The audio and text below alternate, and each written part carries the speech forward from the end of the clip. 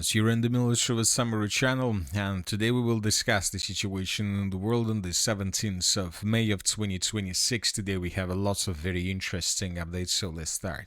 And first we're going to talk about the conflict on the territory of Ukraine, where the Ukrainians continue attacking and bombing the capital of the Russian Federation, the city of Moscow. During the previous 24 hours, we received a lot of very interesting updates on this matter, so let's discuss everything in details, and then we will try to understand what exactly Zelensky is trying to achieve with these attacks. Once again, let's start from the beginning. This massive attack in the direction of the capital of Russia started yesterday on the 16th of May of 2026, and this is the first picture that was published by pro-Ukrainian sources, and here we can see first red arrows in the direction of the capital of Russia. And the sources stated that at probably 6 p.m. of the 16th of May, there were around 180 drones flying, moving in the direction of the capital of Russia. Then we received additional update, and somewhere around at 9 p.m. there were around 190 drones to attack the territory of Russia, and somewhere at 12 a.m. we received the report that there were already 310 drones in the sky over the territory of Russia, mainly attacking or flying in the direction of the capital. And somewhere at 4 a.m. of the 17th of May of 2026, we start receiving first updates on this matter. Probably this is the earliest video that was published from the city of Moscow, as you can see, according to dates and according to timings. This attack took place right exactly at 4 a.m. of the 17th of May of 2026, and here we can see a Ukrainian drone that struck this multi-story building. And this is how everything started. The Ukrainians were launching more and more drones deep inside of the territory of Russia. These drones were flying over the capital of the Russian Federation, and of course the Russians were trying and were bringing these drones down. We have lots of videos on this matter. The Russian air defense destroyed lots of drones of the armed forces of Ukraine. For example, just in this video we can see how another Ukrainian drone was destroyed above the capital of the Russian Federation. But despite the work of the Russian air defense, many drones managed to get targets and to hit them. The Minister of Defense of the Russian Federation during the day published lots of updates on this matter, and the Russians stated that just during the night between 10 p.m. and 7 a.m. the Russians destroyed 556 Ukrainian drones. But the thing is that this number covers just the drones between 10 p.m. and 7 a.m. of the 17th of May of 2026, but the Ukrainians didn't stop their attack at 7 a.m. The Ukrainians continued attacking the territory of Russia. And today, when summarizing every single report that was published by Russians during the previous 24 hours or something like this, the Russians stated that they destroyed or intercepted more than 1,500 drones over the territory of Russia, and this is the biggest attack carried out by the Ukrainians since the beginning of the special military operation. As for the consequences of attack, we have lots of very important updates. Many explosions, many strikes were recorded through the city, and especially there were lots of strikes, lots of videos of attacks when single drones were attacking different buildings. So lots of civilian infrastructure, lots of multi-story buildings of Moscow were hit or damaged by the Ukrainian drones, which means that at some point these drones were blind. They were attacking just to attack in the direction of the city.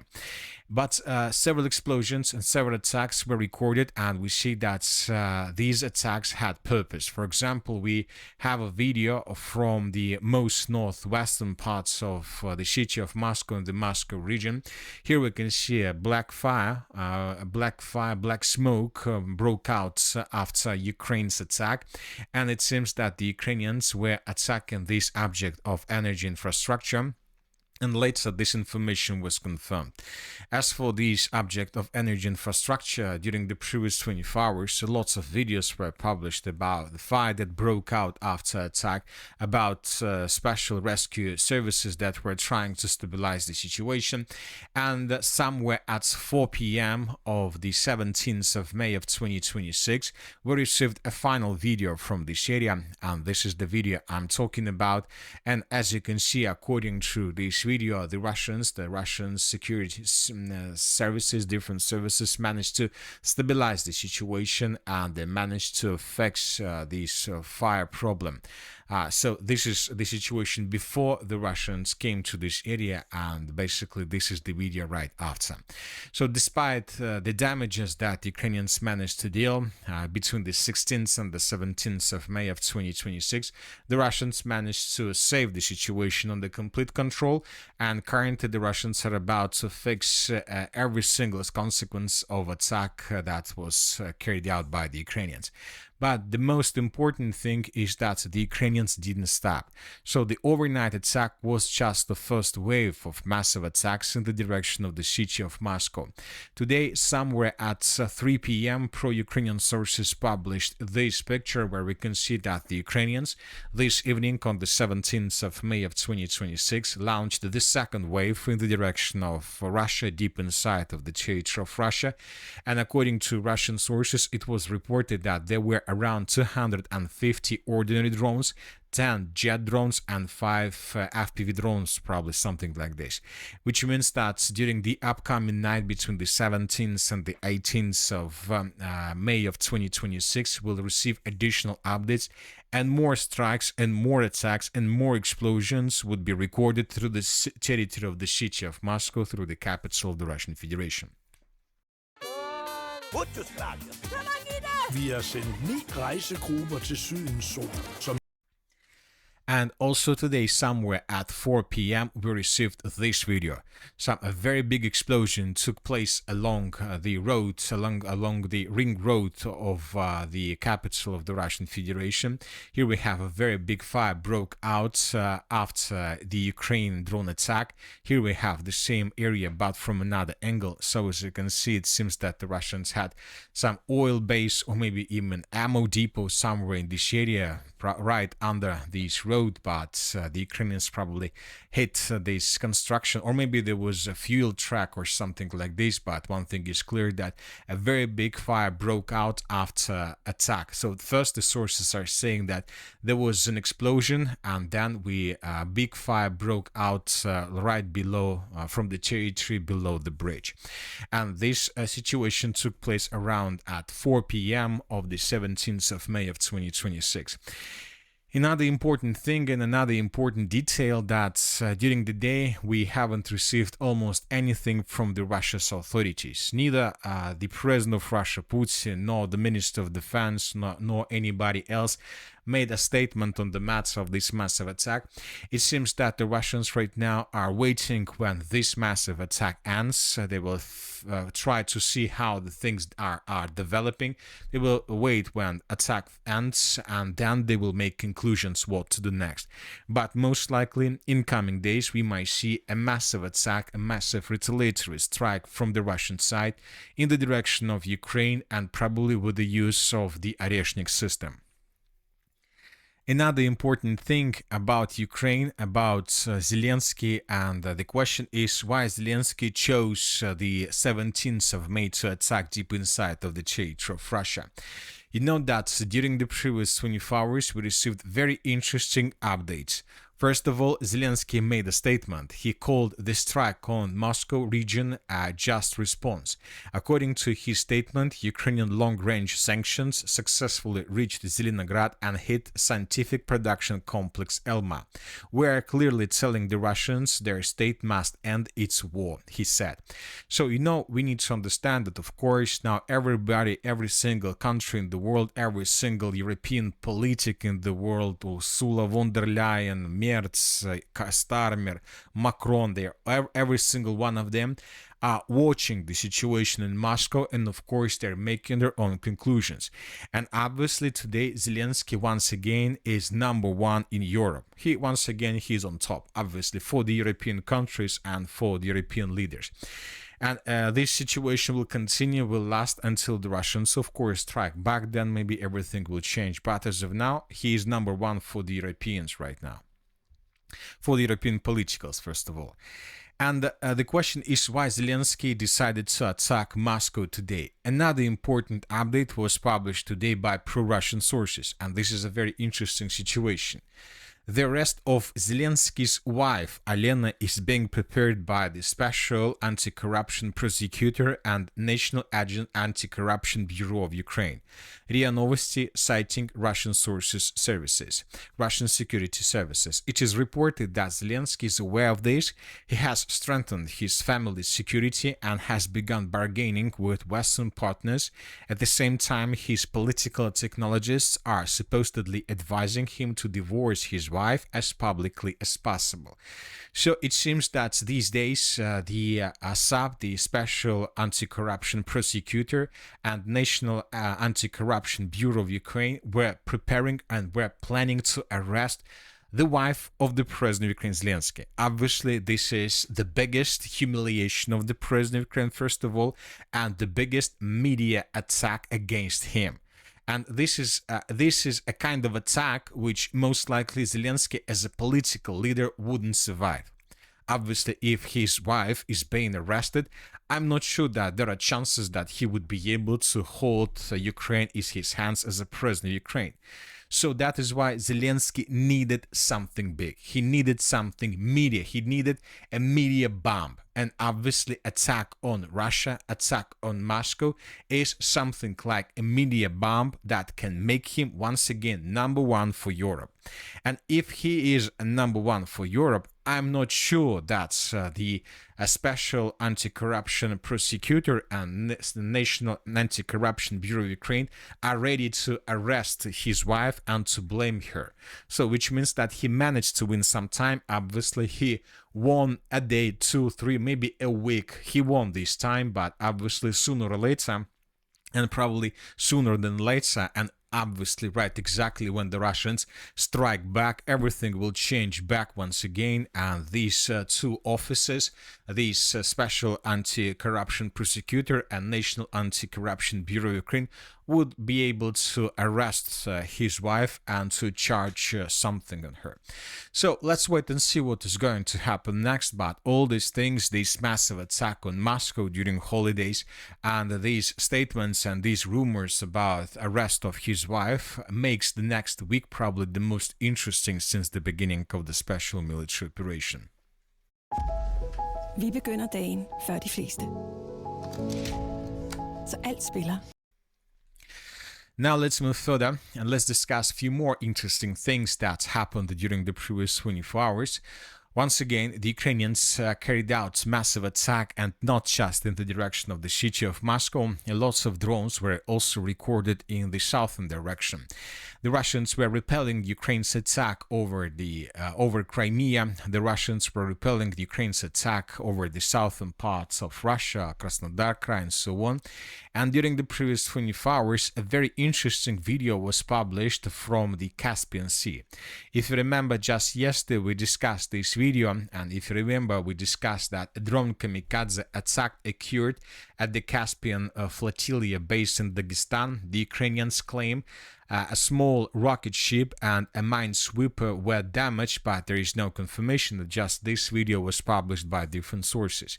And today a video was published by pro-Ukrainian sources, by pro-Ukrainian intelligence service or special forces, something like this. This is the video I'm talking about, and this is probably a very interesting and probably the most important video of the 17th of May of 2026. So what can you see during this video? We can see not just a Ukrainian drone that was attacking some military ship of Russia in the area of the Caspian Sea. We can see a drone that before acting and maneuvering as a kamikaze drone, Before all these things, this drone attacked Russian military ships with missiles. Just take a look at this scene, missiles. This drone launch missiles in the direction of the port infrastructure of the city of Makhachkala in Dagestan. And after this drone finished attacking this port infrastructure with missiles, probably this drone acted as a kamikaze drone and made the final attack with itself. So this is a very interesting, and this is the next stage of evolution. Just imagine yourself if Ukrainians were using this type of drone when attacking Moscow. So imagine yourself not just kamikaze drones that were flying over the city, and not just kamikaze drones that were behaving like kamikaze. Their main purpose is to hit something and to make an explosion. Imagine yourself if every single drone that was attacking the territory of Moscow had these uncontrolled missiles, the type of drones that the Russians used in Caspian Sea. Obviously, this could lead to significant number of casualties, first of all among civilian infrastructure and among civilians themselves. But one thing is clear, that most likely the Ukrainians were testing their drones in the area of the Caspian Sea, and most likely from now on they will try to improve their production sites, and they will try to produce as many as possible drones of this type that can not just behave as kamikaze drones but also to launch missiles. But from the other side, we can also say that Russians also follow the situation.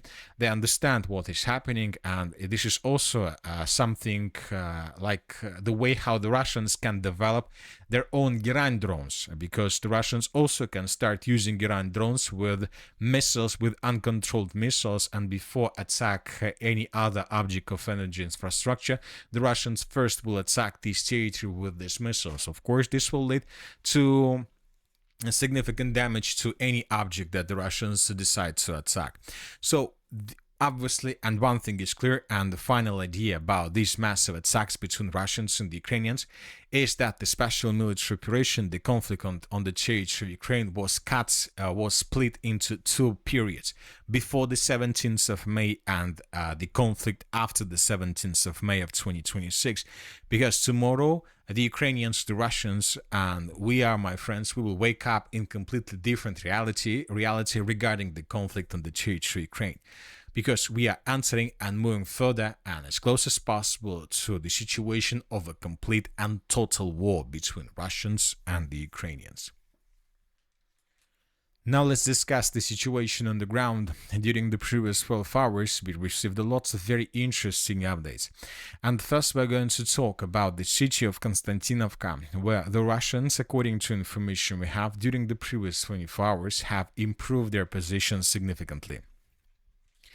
This is the situation by the end of the 17th of May of 2026, and as you can see, according to the latest changes, according to several pro-Russian sources, as a result of offensive operation, the Russians have captured probably around 35%, maybe probably 35% of the city of Konstantinovka, and that the southern and the southwestern flanks of the city have collapsed completely. And probably as a result of this offensive operation, the Russians managed to encircle the Ukrainians who are currently located in the Promyslovy micro district. So we are talking about this territory, and we believe that several hundreds of Ukrainians, of soldiers of the armed forces of Ukraine, were caught by the Russians in cauldron in this area without any chances for evacuation. Furthermore, the Russians managed to take under complete control not just the western parts of the city of Konstantinovka with its high-rise building area.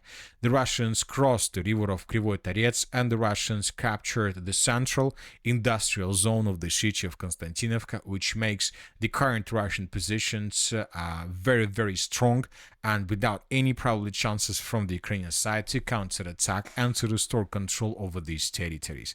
So this is the situation. Obviously, this is another turning point in the battle for the city of Konstantinovka, and it seems that from now on the Russians will develop their offensives much faster in comparison with previous periods of assault operation on the city of Konstantinovka. During the previous 24 hours from this area, lots of videos were published on the matter of how Russians were attacking positions of the armed forces of Ukraine. In this video, we can see a missile strike on the temporary deployment point of the armed forces of Ukraine in this area. Now let's move further and let's talk about the Eastern Slavens direction, where small changes on the ground were also recorded. This is the situation by the end of the 16th of May, and this is the situation by the end of the 17th of May of 2026. The Russians, as a result of offensive operation, managed to establish complete control over the settlement of Kaleniki and to improve their positions through the forest to the west of the village. So we are talking about this small forest. Now the Russians use this territory to bring more and to introduce more forces in the neighboring forest, the biggest forest in the Slavens direction, which is located to the east of the settlements of Nikolaev and Slavensk itself. We are talking about this territory. The Russians are moving in this area, trying to outflank the settlement of Alexandrovka, and in the end to force the Ukrainians to fall back from this area. The Russians are approaching the city of Slavensk, and the Russians are getting closer and closer from day to day.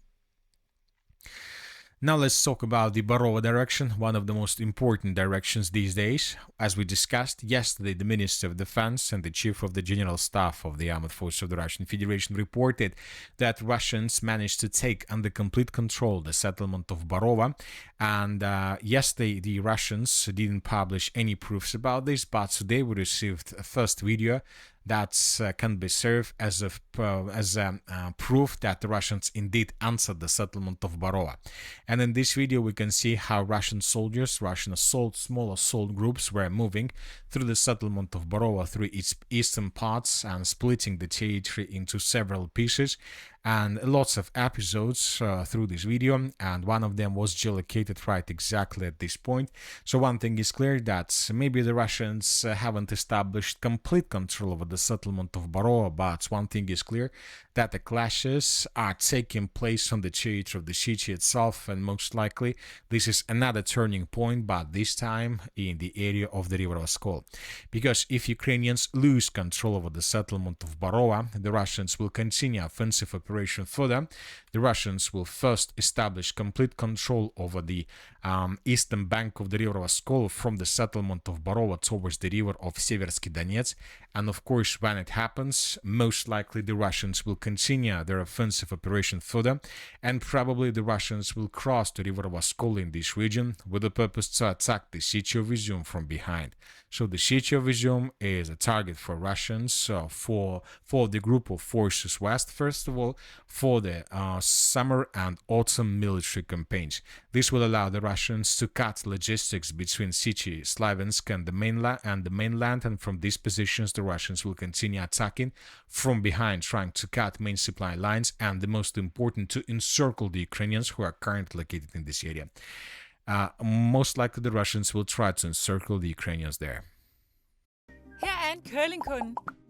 Mens du arbejder, får vi resten til at glide. Lomax.dk. There was just a ball.